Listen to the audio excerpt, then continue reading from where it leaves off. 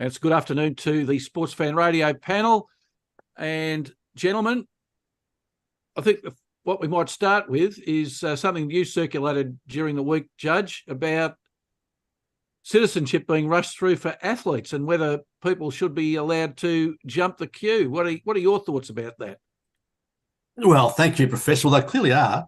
And if you want to become a citizen of Australia, what I suggest you do is row here in a boat and then spend, I don't know, 10 years on Nauru or somewhere, or Christmas Island or some other beautiful destination, or get really, really good at rowing or canoeing, and I'll ask you to come here.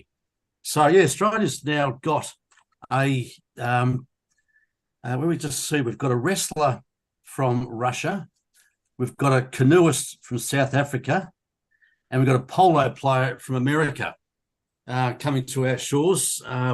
One of them is being illegally fast forward in his citizenship application. You can't be a citizen, I don't know, until you've been here for 4 years. He's just clicked over 3. And under the rules, he can't be a citizen in time for the 2024 Olympics. But due to a loophole in Australian law, which is basically, well, in short, a minister can do what he bloody well likes, the Immigration Minister, Andrew Giles, has made a ministerial direction to forget the Citizenship Act and allow this person or these others to become fast forwarded citizens of Australia. And I've got to look, you'll love this quote, guys, particularly in relation to the canoeist. He may enhance Australia's international reputation and provide inspiration and motivation to other athletes. Which one was that for, Judge? Which one was? Yeah, that was the South African canoeist. Yeah, but I think the rest would apply.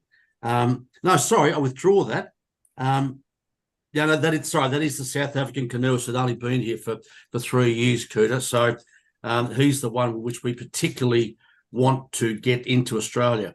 Yes. Bearing in mind that we've got one of the greatest kayakers in the world, I would have thought we're getting a fair bit of, I don't know, international reputation and inspiration and motivation from her. Well, tell me whether, I just have a faint memory going back maybe even 30 years. The Australian weightlifting team used to be basically people who'd come over from Romania or Bulgaria or things like that, and all of a sudden get citizenships for a Commonwealth Games and then represent us in the Olympic Games. And I think was that changed, or is that? Cooter, that's right. And Cooter, I think our women's tennis team's starting to look the same, isn't it? Yeah, absolutely. We certainly have done that over the years. I think one of our more famous ones, obviously, was Aussie Hannah Mandlikova. Yeah. We go back, and obviously then you've got other ones like your Darius Sables, Tom Lanovich, and probably one of our more famous ones really is Elena Dokic. Yep. Yeah. So certainly tennis in Australia. And then I was getting the topic when it came up, and the AOC has what did they call it, Judge? What's the actual term? As a power or something, or yes, ministerial discretion under the Citizenship Act, where there are special residency provisions under that act to allow athletes. It's actually 2 athletes who basically are going to be bloody good. We may as well get them over so they avoid the draft. They just jump the queue and get here. Well, there's a very topical one at the moment, Professor. And Australia Sports pay for them, John. Yes. Well, I'll come back to that in a moment as to who pays them. Yep, go on, Cooter. There's a topical one at the moment, Professor, that in an Australian sport, Bryce Cotton, who's probably maybe the best player in the current NBL, has applied for citizenship back in 2017. And due to a visa mishap under the visa he went for and then changed it, means that he will not get a visa until 2025. Now, my math says that's 8 years. There's pressure on this to be changed because they think that he could play for the Olympic or for the Boomers. And of course, Craig from Warragul is the owner of the Perth Wildcats. So they're trying to get him so that he can possibly be selected for the Boomers, but he would need a minister to, under these rules, John, he would need that to happen as well. Cooter, would you disagree with the line that this canoeist may provide inspiration and motivation to other athletes? Can I suggest that the person who is putting out of the Australian team may not feel all that motivated or inspired by having his seat being purloined by a foreigner from South Africa who's just been given a free kick by the minister in breach of every rule that there is. Is he inspiring athletes in the sport, outside the sport? Inspiration and motivation to other athletes. So, yeah, maybe it's outside the sport. Maybe our netballers are inspired by having a South African canoeist in our midst, maybe. I don't. At the end of the day, I don't get it. I think that it's... I think a lot of people are going to be pissed off, actually, that we are so pathetic that we have to trawl the world for good athletes. And I can see a Russian quite happily coming to Australia, or particularly a Ukrainian or someone coming to Australia at the moment, or a Palestinian come to Australia, if they're good enough. But if they're not good enough, bugger off. We don't want you. You're not our type. Do you think people really care? No, I don't think they care. I actually don't think there's a huge interest in male canoeing at the moment, or in fact, wrestling. Did you know there's two types of wrestling, Cooter? Roman and Greco. Roman and Greco. Very good. And just as part of my research for this story, Professor. And WWE, I should say. John, just out of curiosity, before you answer the research, I did some research on Roy and HG, who are my favourite Greco-Roman commentators, and I'd forgotten. And I suggest to anybody they go and revisit Roy and HG on their commentary on the Greco-Roman wrestling, and in particular the downward dog starting point, because once you've heard it, you just every time they do it, you just have an image in your mind that you just don't wish you had. But no, I don't think that really inspires people, Cooter, to be honest. But do they say hello, boys? Yes, hello, boys. Hello, soldier. But Judge, I'm sort of more saying, do you think the Australian community or population really cares about these three athletes getting special treatment? No. Aren't we used to? Excuse me. Aren't we used to the AOC and what they've done over the years? Kevin with an A, of course, the great John Coates. Yep. Really, at the end of the day, we can roll through the names, and no one that they're. If they were to star in a movie, it'd be called The Untouchables. You get Juan Antonio involved, and the Olympics and all those sorts of sports. I tell you, Judge, they're nearly untouchable.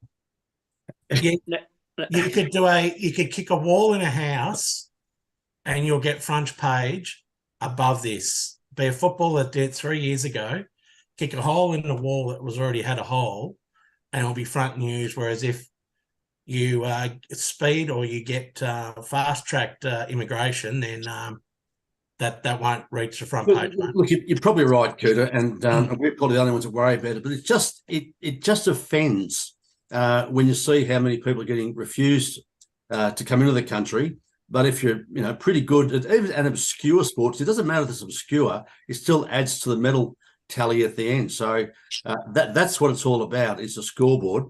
G'day, Paul. I just Howdy. talked about the minutiae of wrestling. John, Yep. could you give us a thing and just say, where do we sit in men's canoeing in the world rankings? Well, our women, well, certainly, so Jessica Fox, Yep. without notice, is, I think, the best in the world and recently won another world title to add to some ridiculous amount of world titles. I And don't. there's a gold medalist chance in the French Olympics. Oh, absolutely.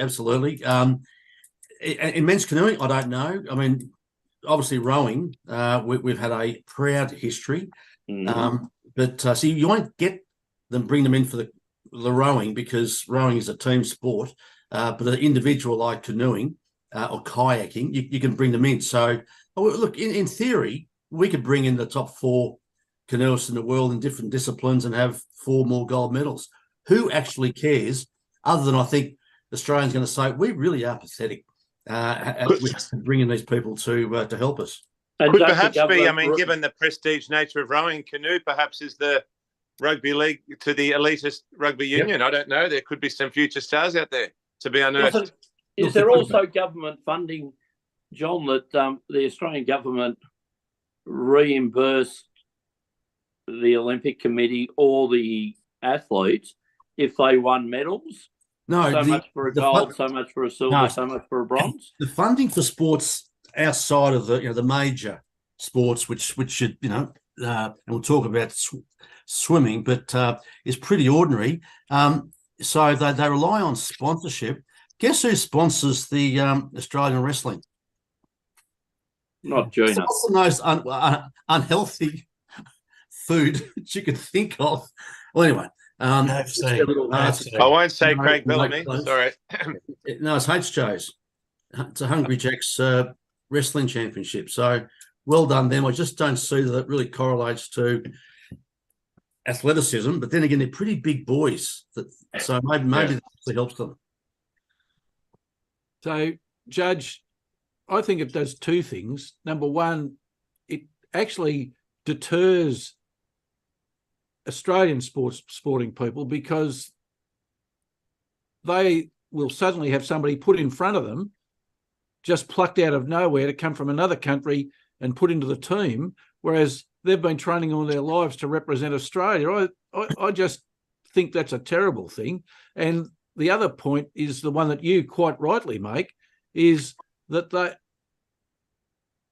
people who apply for visas from Russia or South Africa are usually deterred from applying because they're not going to get a visa. But if you're good at sport, it doesn't matter. We'll accept you anyway.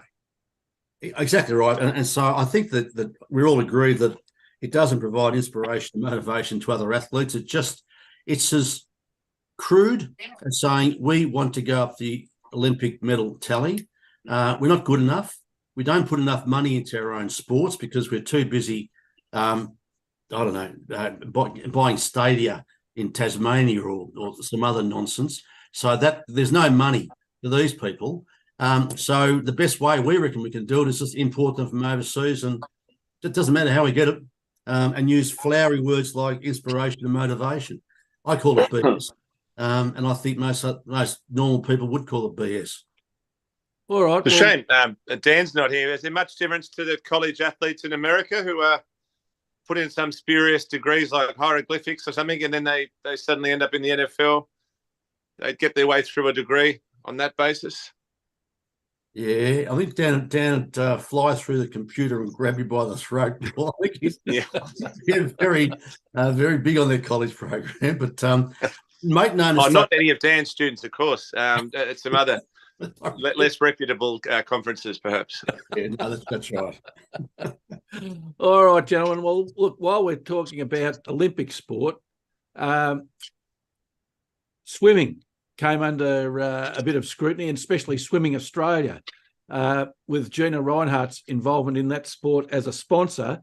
Query whether we use the word sponsor or owner, given the problems the withdrawal of her sponsorship is going to cause to Swimming Australia. And it's almost a carbon copy of what happened to Netball Australia as well.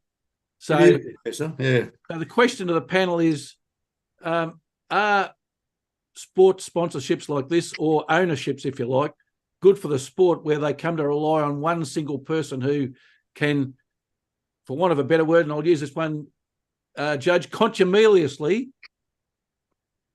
withdraw sponsorship at a whim because they got a bit upset by something somebody said or wouldn't do for them. We don't use 14-letter words usually on this program, Professor, so you've been researching this thing. It is extraordinary, actually, how much she's contributed.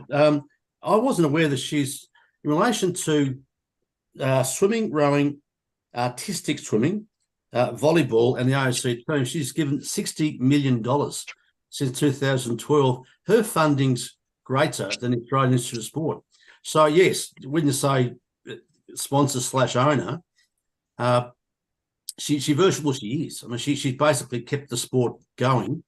And the problem is, I think a lot of people don't like her. I think the media don't like her. And so I don't think she gets anywhere near the recognition that she deserves. Although Ariane Titmus recently from the dais actually said, well, basically, thank God for Gina Reinhardt. But she's sick of it. What she's doing, though, Professor, is that she personally sponsors, I think it's 92 separate swimmers. So she's keeping Australian swimming alive, bearing in mind that up to 3 days ago, Australian swimming was just about to get chucked out of the world body, which is called World Aquatics. They've now changed their constitution 2 days ago. Up until then, had they been excluded from world swimming, our swimmers would have had the ignominy of walking into the stadium under a neutral flag at the next year's Olympics. Now, if that is just not, atrocious, given that we are the #1 swimming country in the world, mainly because of the women, I have to say, I just think it's extraordinary. And these things are kept from us. I don't think any of us knew that we were on the brink of having the sport kicked out of the world body. It's a shame the Wallabies couldn't have played under a different flag anyway. That's another topic. So. But I do have to take us back, and I hate to do so, but I will, that when we had Tim Costello on the show, he said the AFL is effectively owned by 2 betting companies, and if anything was to happen, any tighter restrictions on the advertising, and they walked away, either of them walked away from their enormous sponsorship, I can only imagine, I'm not saying the sport would collapse, but it would cause enormous ructions at the highest levels in terms of finances, because that's a large part of where the financing is coming from.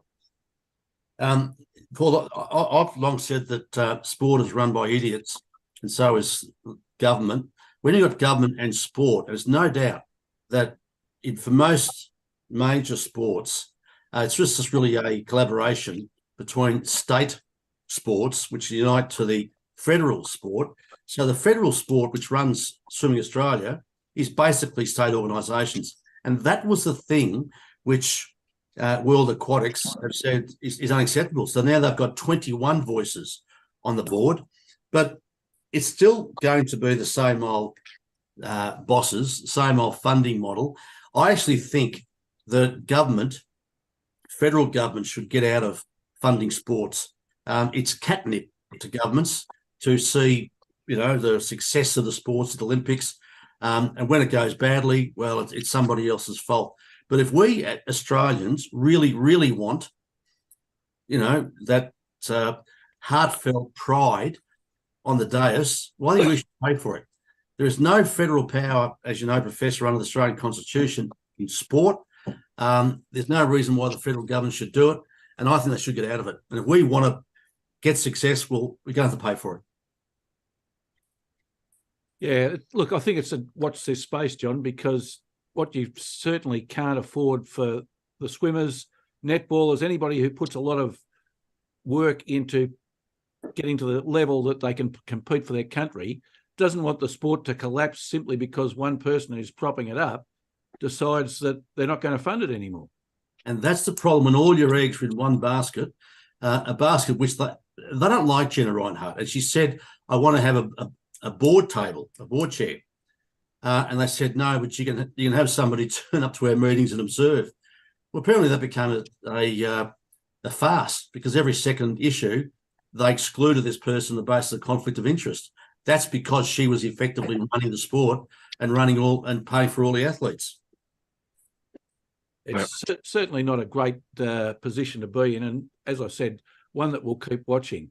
Another one that's doing the rounds at the moment, and I found on social media yesterday, was with respect to the AFLW, and finding that in the recently signed off collective bargaining agreement, that the number of rounds played in AFLW in 2024 will be linked to the average crowds at matches this season, and the average crowd number has to be above 3,500 for there to be 12 rounds next season. I'm just wondering whether the AFLW players saw that fine print when they decided to sign it off. Panel, your thoughts? Well, I think it has been published that the crowd numbers are a dictator for the extra rounds. No mention. I don't think there's a mention there, Professor, of crowd ratings or TV numbers. I watched a couple of games yesterday, and I would have thought they'd be close to attracting that particular number. I know that sometimes the TV cameras are on the side of the ground where the stands are, obviously with the facilities that they're using for the AFLW. But it's a challenge, like to get the 3,000, the average of 3,000. That's for sure. Especially, I think if you were counting the yes votes, Cooter, it might have got up. Sorry, I didn't see. I saw about 35 people there and a couple of dogs, but maybe they're hiding in the grandstands. Paul, that's because they've got it's probably like you were in Sydney. We used to have the VFA, and it used to have the crowd numbers in the papers. And they were certainly embellished, if that could be the right word of saying, and all that. So maybe we need the counter from the VFA clicker on the door, when they click so many as they walk in. Or Gelding, I was even going to say we need the counters that count the rugby league crowds. Yeah. Because honestly, there you go, Paul. There's a volley back into your court, Paul. They've got no interesting crowd numbers in the NRL. A good sport for TV, Cooter. It's a great spot for TV, especially when you have commentators that have English as a second language. But I think, Professor, can the game grow the way it is at the moment? Is it receiving the best publicity? Does it receive enough publicity from the broadcasters? I know it's Channel 7 today. I think they've got 2 games on. There's been times where, as broadcaster, they've put it on one of their other channels, even though they're showing a replay of The Sound of Music or one of the other, maybe Police Academy 7. I just don't understand at times why they allow that to occur. The other thing that I think as a sport is they just need to get better promotion of it. Cooter, firstly, can I just put my hand up for the most overrated crowd numbers? Remember the AFL used to say that the grand final was watched by 1 billion people around the world? Yeah. I was in England. It took off in China, didn't it? Well, if they got everybody in China, okay, maybe you're right. Cooter, can't we now avoid the pretense that the AFL is on board with AFLW?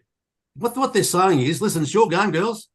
Just get the numbers up, will you? Get the numbers up, otherwise we won't give you enough games, okay? Just go back and get some numbers. That suggests that there is a total disconnect between the AFL and AFLW. Well, it's appropriate The Sound of Music was on, because the only place the Hills are alive is not at the AFLW grounds. I'll give you that much for free. There was no one on those hills at all, not even a dog. Some of those games. Thank you, Paul. It's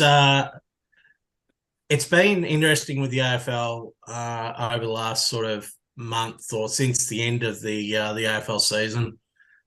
Is that you've heard a lot about trading. You've heard a lot about the draft coming up. it seems that they talk about drafts and trades for 365 days a year. There's no, and we've talked about it previously on this show and numerous occasions, is that the AFL want to be a 365-day-a-year industry. They want to have eyeballs. They want to have ears. They've now got a radio station, Trade Radio, who 24 hours a day for 2 weeks or however long it goes for, talk about trades, mega trades, etc. Imagine if they gave some of this airtime to a sport that they're meant to be promoting, that it might actually encourage people to actually watch it. Now, yesterday, the Bulldogs played Sydney at the Western Oval, and I've been there a few times to watch the AFLW. It's obviously a lot different to the days of Doug Hawkins running around a wing, but it's still an easy ground to get access to. Paul, obviously you certainly don't live to or haven't lived too far from there. And it's a great day out. Now, we should be getting people to go along because it's a family, and that's the difference. It's family orientated. Promote the hell out of it. Promote your stars. And admittedly, the Bulldogs are struggling a bit at the moment, but neutrals can go along to their local ground, pay $10 or whatever it is entry, enjoy a beer on the hill or drinks or whatever it is, watch a game of footy, then have a kick on the ground afterwards. That's the old days, isn't it? Isn't that what we grew up footy-wise? And yet we're not doing that. And that's women's footy hitting zone, it seems to me, Cooter. Park footy, 4,000 or 5,000 people having a great day, have a kick at halftime, fairly laid-back environment. I totally agree with you. That's where the hitting zone should be. And this pretense that the AFL wanted to be similar, in size and importance to the AFL, it's absolute nonsense, and they actually don't mean that. So Judge, what the players do, they sing the theme song on the ground afterwards, and then they will then walk around for the next 20 minutes or so, maybe longer, sign everything, have a photo with everyone, give boots or whatever it is to the fans, and actually give back to the crowd. Now, we understand why AFL can't do that, but they're the little things that you go, there's kids out there that may never have played footy before, maybe not know about it, go along for their first game and they get a flag or they get something. All of a sudden, you've got someone that might play the sport going forward and watch it and go, right, I want to be like Blackburn, Ellie Blackburn, or who else? Chloe Malloy as an example. These gun footballers, Mon Conti at Richmond, who's a dual sports person, who's a jet at both sports. Now, kids know who these players are. Taylor Harris, absolute promotion dream, but we don't do it enough. Yeah. Well, and the other thing, go on, Paul. I've been to a game at Whitten Oval, and it's fantastic seeing people come from all angles, and it's sport as it should be, and just seeing families and people enjoying themselves. It's fantastic. Really is a good venue, and the NRL still, of course, has the smaller grounds with the local tribal atmosphere, but it's not quite like that, with people just turning up, and I guess you'd call it neutrals, as you say, whereas it's more sort of militant fans in the NRL. But it's certainly a way to grow the sport by having it at grounds like that, for sure. Perhaps finally on the crowds, Judge and Cooter, and we sort of slightly touched on it, but if you're setting parameters for how big crowds have to be, surely the AFL can affect that anytime they like, because as we've already seen, while the AFL season was running, they were scheduling matches on a Sunday at 11 o'clock. Now, that's not prime viewing time for people. You're not going to get 3,500 people at a game that starts at 11 o'clock anywhere. Playing matches during AFL final series, you're limiting the number of people, because people are going to go to the AFL finals. Now, you might argue, oh, well, different people go to the AFLW, but some welded-on supporters will go and watch anything that their club plays in. It doesn't matter. reserves, under 19s, seniors, they'll just go and watch anything. Women's. So when you're playing AFL finals at the same time as AFLW, you're going to limit the number of people who can go anyway. It just seems to me a ridiculous, The AFL ridiculous have way of deciding it. Yeah, the Gildy. AFL have a very short memory, Professor. It's not that long ago. You used to go to Just Jeans and buy a pair of jeans, and you'd get 2 tickets to go and watch Sydney play. That's right. You know? Absolutely. And look, So- if they had the same morality, GWS and Gold Coast would have folded by now, because GWS had a preliminary final with about 10,000 people there. For God's sake. I mean, so if that theory applied, they'd be gone. Yeah. Well, the Bondi Junction McDonald's, you used to, when they'd say, would you like to upsize your meal, what they meant is 4 Roosters tickets. Well, the Gold Coast, Professor, they used to do, or they still, I think they still do, is that when they've got back-to-back home games, it's 2 for 1. So you get both games for the price of 1 ticket. Now, for those people that are on holidays up there, and normally, I think normally that game or one of those games is against like a Collingwood or a Carlton or someone like that. So it's not it's not like West Coast travelling or Fremantle or whatever. So yeah, I just think that there's the ability that the AFL could help, but do they really want to? And this is despite everything that the actual players, the coaches, and everyone involved, and we haven't talked about the CEO, because I'm not sure I don't know if she's still there. I'm not sure. We don't hear from her all that often. They haven't brought her out for a while. Well, there's 2 AFL CEOs, so maybe one of those is, I'm not sure, but yeah, I just think they need to be a bit more aggressive with the way they promote it. Like the standard continues to go up.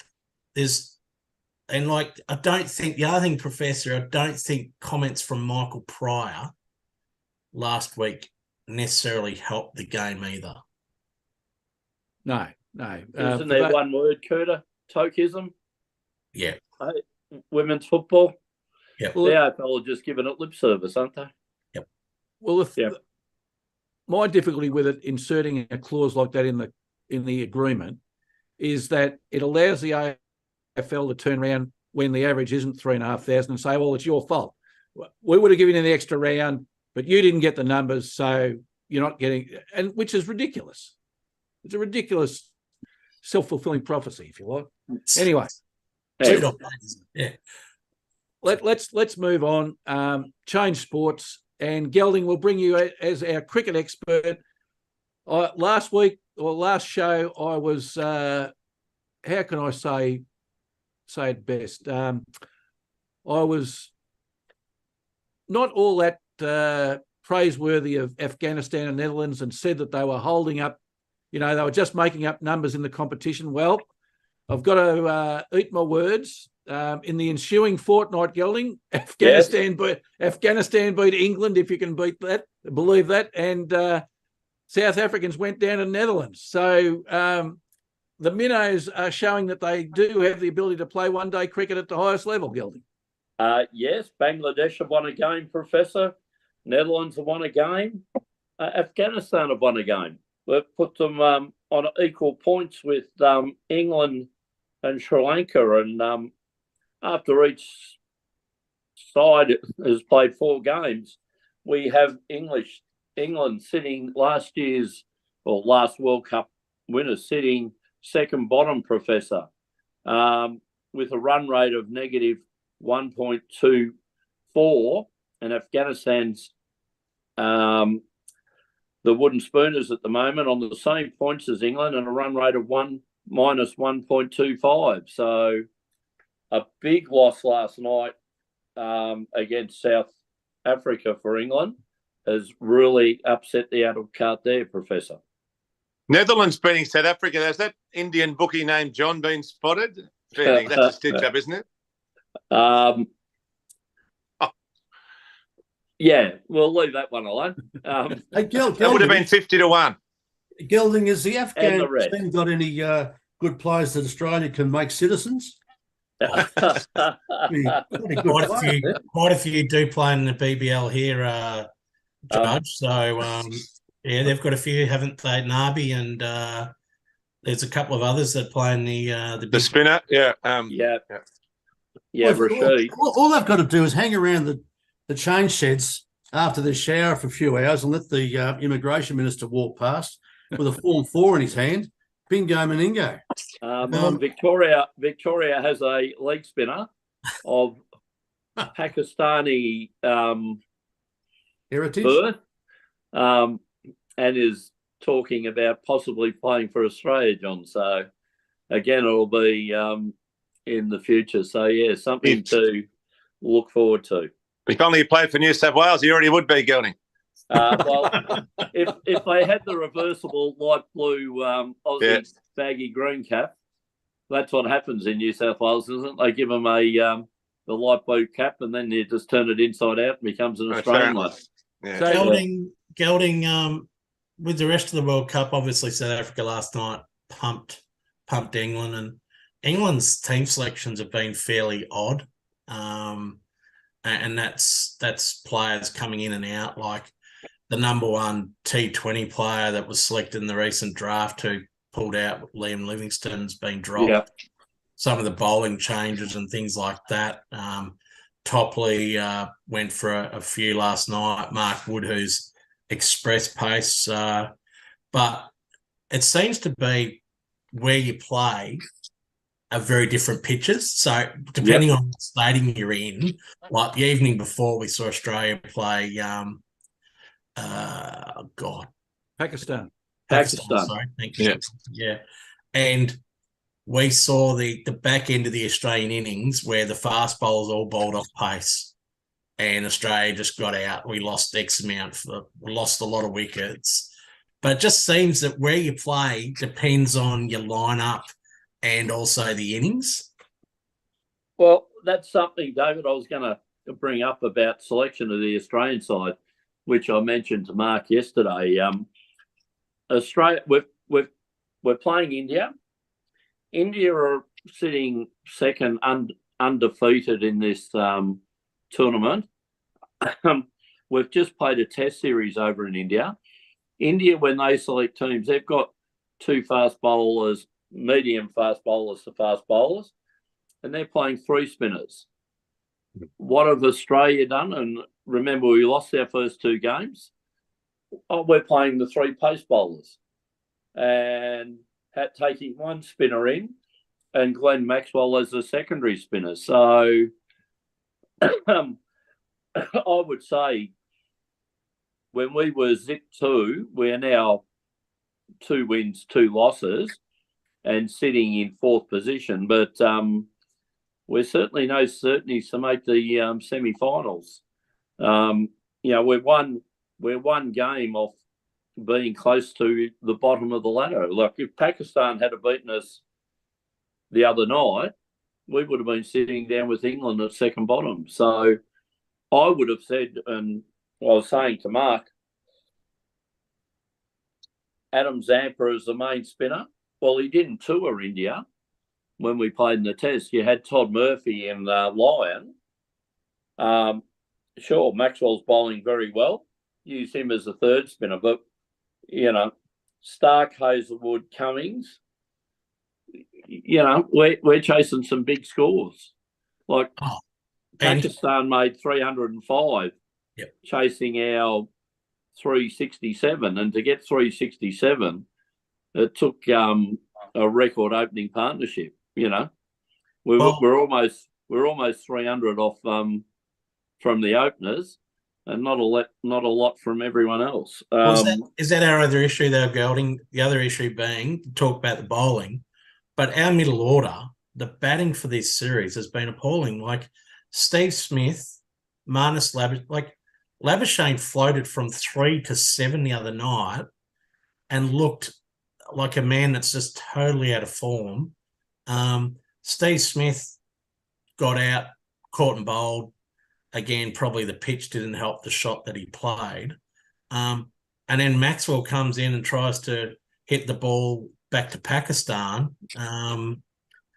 It It was a frustrating innings apart from the two openers. South Africa went on to make 400 after some sensational batting.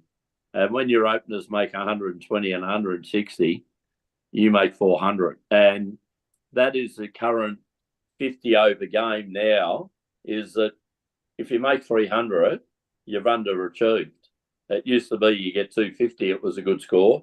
Now you've got to get in excess of 300 because sides are chasing them down. Look, I wrote down a couple of points when Mark was talking about it.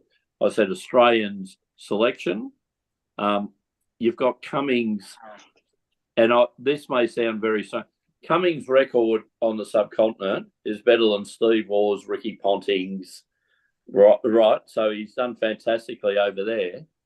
But you've just got to wonder some of the selections in team selecting, his reading of the pitches, his choice of bowlers. He certainly seems to have his favourites that he always goes to. And that goes back to, I remember in a test in India, he refused to bowl Todd Murphy. He was picked as a spinner, but refused to bowl him using pace. When the home side tell you that on these wickets, which are slow and not bouncing, and you use off pace, you use your slower bowlers, and you can set your fields to parts of the ground so they've got a hit there. But look, I think Australia will struggle to make the semi-finals. We come up against the Netherlands on Wednesday night, and after that we do have New Zealand, who are also sitting up the top of the ladder undefeated with a positive run rate. Now, coming in now, Smith, Labuschagne, Stoinis, Maxwell have all not made a lot of runs. It seems to be if Marsh doesn't get runs early, we struggle and lose early wickets. You have Head coming back from a broken thumb. Hopefully he can create some of them, and I think we will see either Labuschagne or Smith be removed from the Australian one-day side. Gilding, New Zealand could win 2 World Cups in 2 weeks. They could win the Rugby World Cup and they could win the Cricket World Cup. Yep. How many people have they got? Is it 3 million? Yep. And what's let's just say, what's India got? 1.1? 1.4 billion, isn't it? I think it's that much. Whatever. It's just extraordinary. And how the hell does New Zealand do it? They must have very good citizenship laws. Well, well, John, they say Australia normally bat way above their weight, when we're competing in world sport. But when you compare New Zealand's, as you said, their total population to ours, they're batting way above us even. And are a very, very good cricket side and have been a very, very good rugby side for a long period of time.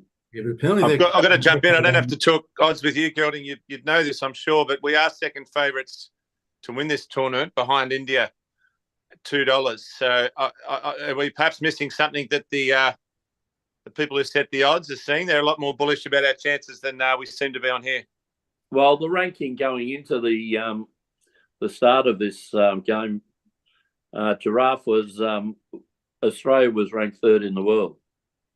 And our ranking is 3. India wiped us away. South Africa wiped us away. Yet to play New Zealand. You've got to say, we're Pakistan, we beat by 50 runs. Their run rate at the moment, we're negative 0.019 and they're negative 0.45. They're on the same points, 2 wins, 2 losses. All of a sudden, if you get a couple of washouts now, we could be in dangers of missing the semi-finals. So, if you make the semi-finals, you're there, I suppose. But India and New Zealand are at the moment up here. All the others just don't seem to be playing the conditions. And I think the Australian selection and the bowling and the batting is leading to that. Kerry, our keeper, has been replaced by English. He was given one game before he was dropped. Now, I think he would be a better batsman than English, even though English has made two 50s. I think I would rather Kerry in there. And with Head coming in, that will certainly, he plays spin a lot better than, say, Labuschagne and Smith. And the thing with Labuschagne and Smith, when they're out of form, some of their batting antics and the way they play shots make it look even worse.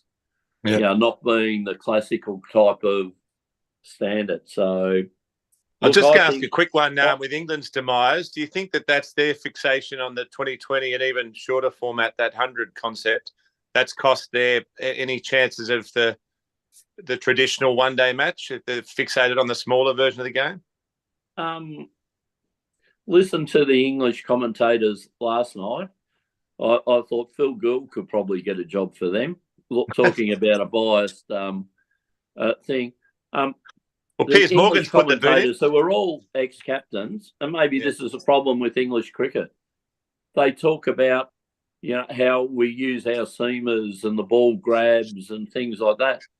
They're talking about how they perform in English cricket, you know, and how they strike the ball for that. What people have got to realise, this series is in India. Do what the Indians do, you know. Play your spin, play your shots. You know, you can't play the extravagant shots that you want, even though, or bounce people out. Whatever happened to the Yorker being bowled at the bottom of middle stump? Yeah. And if you swing, Giraffe, both you and Mark were opening bowlers. It used to be if you bowl at the stumps and they swing and they miss, you bowl them. Not if you're bowling short bounces outside the off stump. And It's like T-ball over there. I was listening to an English captain commentating last night. I ended up just turning it down and watching the cricket. He said, we've got to bowl Yorkers way outside the off stump. Now, why would you bowl Yorkers way outside the off stump? Because then they get a free chance to just run it down the third man. And it's not a where you Yorker. might have one man. And if they miss it, they're still batting. Is that a Yorker by definition, Gelding? I thought a Yorker had to be on the stumps. Well, the theory being if you missed it, you're LB or you're bowled. Yep, John, that's how. Well, for the years that I played cricket, a Yorker was there that took you down. But now there's Yorkers down the leg side and that follow the batsman, and there's Yorkers outside the off stump, and just Okay. you know. Well, Like- a Yorker like down the most leg sports. side used to mean a wide, and I wasn't bowling for much longer. Yeah. It used to be like sport doesn't change in common sense. And if you bowl at the stumps, yeah, you can set fields for that. You can bowl short of a length. You can bowl length. I don't know. Maybe Yes, sometimes, John, and maybe this is something, if you get more coaches in it and more people having their view, they've got to think of some smart way to come up with something just to rather do it. Sides that seem to follow the basics, which is a New Zealand and India over there, they seem to win more games. Sometimes people outsmart themselves. Professor, we talk about the all-round abilities of New Zealand. I've just noticed in Greco-Roman wrestling, they are outside the top 75 countries. So they're not really that good in all sports, New Zealand. They save it for the rugby union, I guess. Maybe it's a sport they don't hold highly, John. Clearly not. Yeah. They should.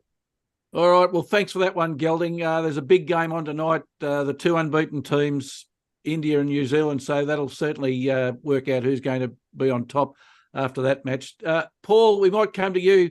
Rugby league's still being played, even though people aren't paying very much attention. I must admit that the Pacific Championships snuck up on me from behind. Is anybody really paying much attention to it? I didn't know John Hupperwhite is playing. No, there hasn't been as much focus on it. Perhaps because they're not playing the games in Australia for reasons unknown. I do like the sentiment of the concept. We've seen in rugby union they had a Pacifica tournament, which was a conglomerate of Pacific nations playing as one. there is a lot of talk, a lot of strong talk that the next NRL team will be in Papua New Guinea. And that's largely dictated by the fact that the money, 11 million that had been promised to the North Sydney Bears by the Perrottet government, given his removal, has now been promised to other causes. And that might be something that arrives on the table of the Tasmanian Premier. But the withdrawal of funding for the North Sydney Bears means there'll be a Papua New Guinean team in the NRL. So excitement is growing in the region. The way it works, Professor, and I had to research this myself, I don't mind telling you, there's two groups which I do agree with. Not a relegation type system, but the top teams, they're the Kiwis, as we know, the Kangaroos, of course, and Samoa, who made the last World Cup final. That's in one group playing for the prestigious Pacific Cup. And on the other side, there's a Pacific Bowl, and that's your Papua New Guinea, Fiji, and the Cook Islands there in that team. So six teams. What I love is that Papua New Guinea, who'll likely make the final of that bowl tournament, that final's being played on the 5th of November in Papua New Guinea. I'd say they'd already be lining up there because that'll be one of the biggest events ever. So rather than viewing it through the green and gold coloured eyes of Australia, I think we should look at it about how much excitement it's generating in the smaller nations.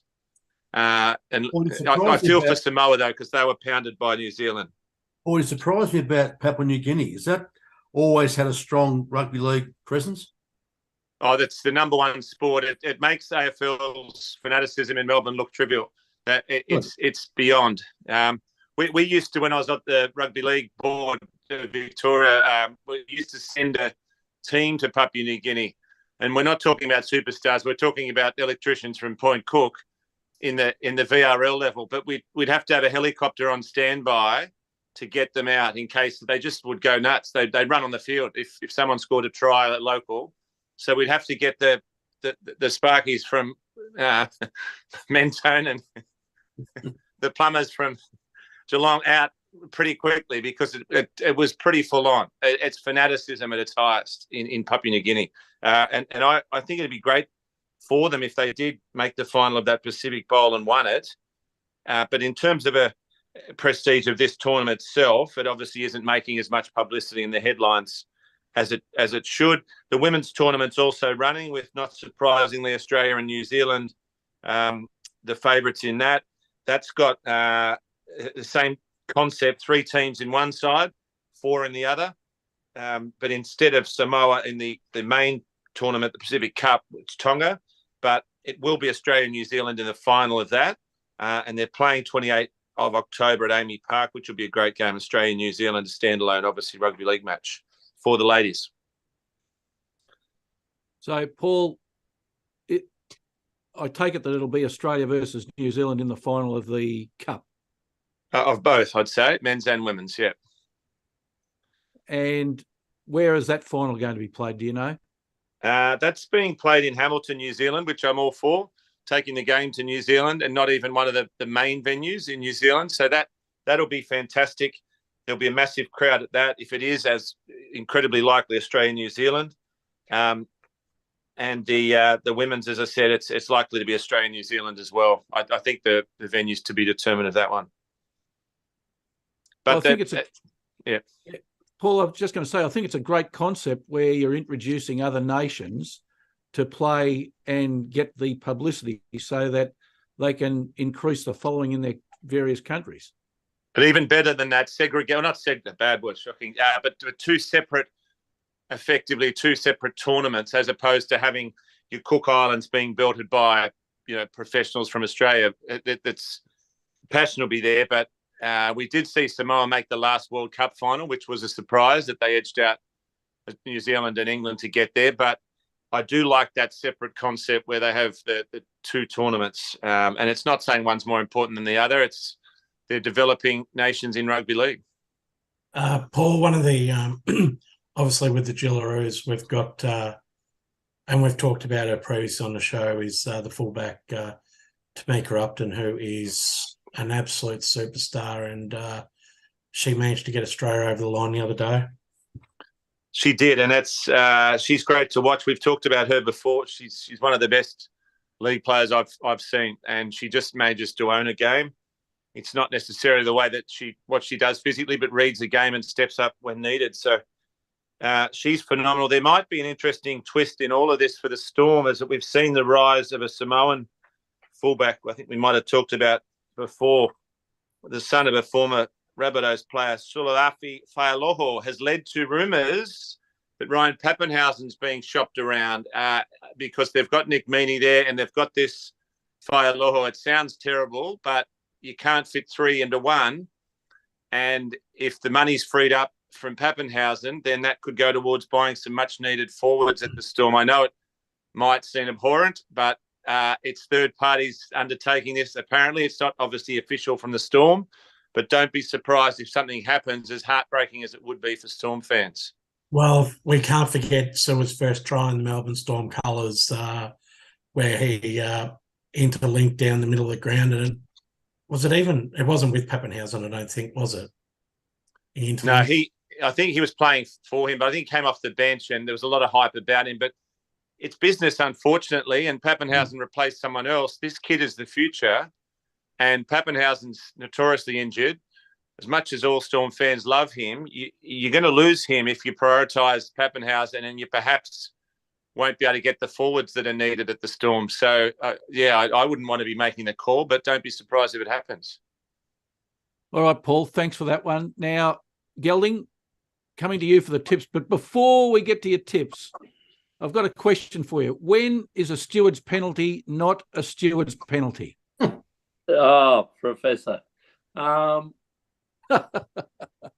Penalties, and we're lucky enough that we have a lot of gentlemen in this broadcast with legal backgrounds, but I suppose the most important person is to go to the judge to talk about when a penalty is given. John, is there two things that you look for as a judge? Is it a penalty to punish the person, and is there a greater wish to provide a deterrent for that person and others from committing similar type of offences? That's right, Gil. The penalty is meant to hurt, and a deterrent is meant to stop somebody from doing something because they may get hurt. So that's generally what that's about. So that's it. Well, Professor, to answer your question, the penalty I presume you're talking about is to Mark Zara for his win in the Caulfield Cup on Without a Fight. Yes, it is. And the penalty was? It was a penalty suspended for 7 meetings from Sunday, the 29th of October until Friday, the 2nd of November, I think. So that was 1 city meeting and 6 provincial meetings, which means the penalty avoids or allows him to ride in the Cox Plate, and also allows him to ride at Flemington for the start of their carnival. Oh, so what would he miss out on, Professor? Not very much. And my question is, Gelding, why doesn't the penalty start now? Well, and the penalty was for excessive use of the whip, wasn't it? Yes, and the horse won. And the horse won. How much by? How much did it win by? That won by a long head. Oh. Which leads to 2 things, Professor. As I said, as we're talking to the judge about that, there is no deterrent in this penalty for Mark Zara.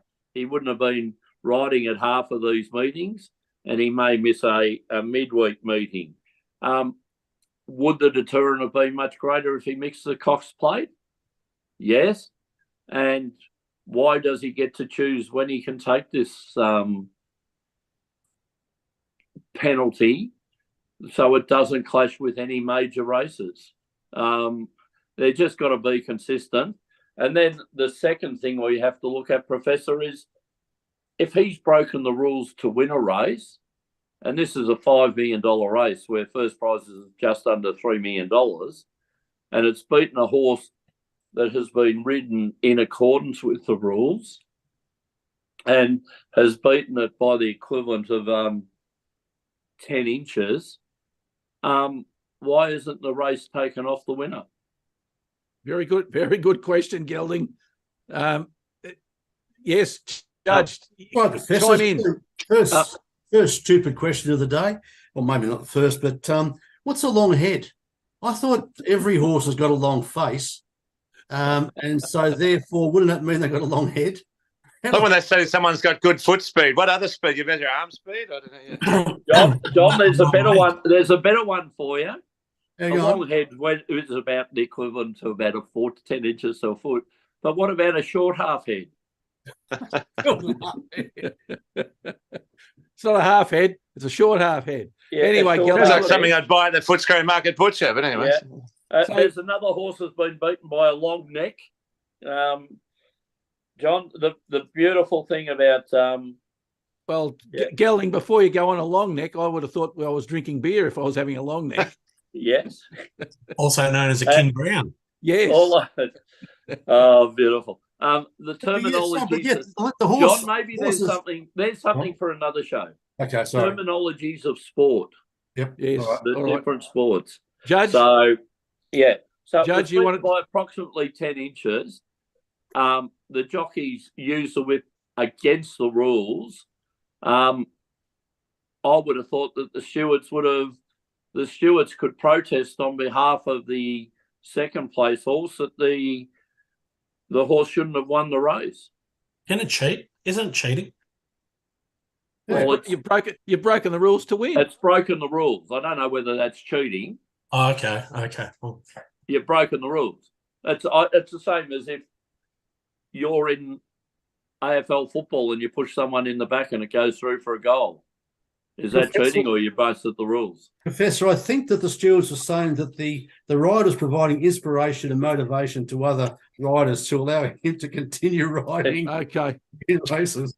I didn't know that. I only just learnt this online now. You can use it as much as you want in the last 100 metres of the race, but you're only allowed Yes. to use it 5 times before the 100-metre mark, and he used it 7. 13. Yeah. So Okay. Maybe- he is ridden against the rules of racing, Oh, and Yeah. maybe the effect on the second place horse is he gets a check for second, not well, 3 million. yeah, Gelding. So I guess you could argue, and the lawyers on the panel will love this one. You could argue remoteness of damage, that the use of the whip occurred in excess of 100 metres from the final winning post, so that it may not have affected the result. But there of course. That's just a becomes your counter argument. Professor. I'm not saying I agree with it, Gelding. Did the horse improve its position by using the whip? Yes. Now, which will then come back to remoteness of its winning effect. Yeah. By And it putting could have in won a better anyway. Position. Professor, I once saw a Marx Brothers film where Harpo Marx was in a horse race and he undid the saddle of the other guy and he fell off the horse. You can say, well, he might have fallen off the horse anyway. Like, what did that have to do with it? Gelding, I don't know if he's facetious about this, but would the interests of certain companies play any part in this? Oh. The companies, you mean the players of the Not owners, or not do you mean necessarily the the players, the agencies that support racing. Would they have a say in this? Would they, Gelding, or not really? probably not, but the horse that did run second was favourite. Mm.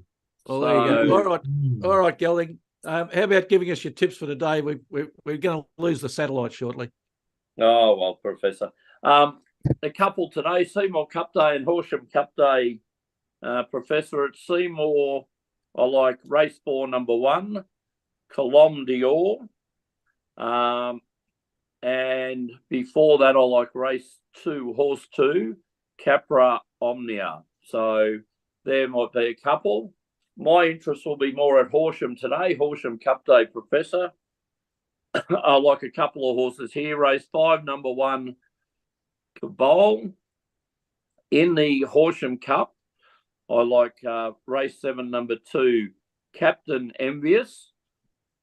And Professor, I'll say one thing about this next one. The Horsham Cup is their main race for the Horsham Racing Club. It is worth 60,000. And I like in race 8, which is worth $100,000, Professor. A race after it is worth more than the actual cup. I like race 8, horse 9, drop the mic on an each way basis, Professor. Oh, hello. All right, Gelding, and declaring you've got a small interest in that horse. Yes, I do have a small interest in the horse, Professor, and I can tell you now because I'm already on. So, David, if you'd like to get on at 14s, I would quickly go each way, though. Your relations with the trainer improved? Because I remember that you weren't improved how she placed that horse on a prior occasion. Body by Giraffe, mind by Elephant. Sorry, Gilding. Giraffe, that may be why I'm sitting here doing the radio show than driving to Horsham at the moment. I see that. Yeah. All right, gentlemen, thanks very much for your participation today, and we'll see you all again on the next show. See you, boys.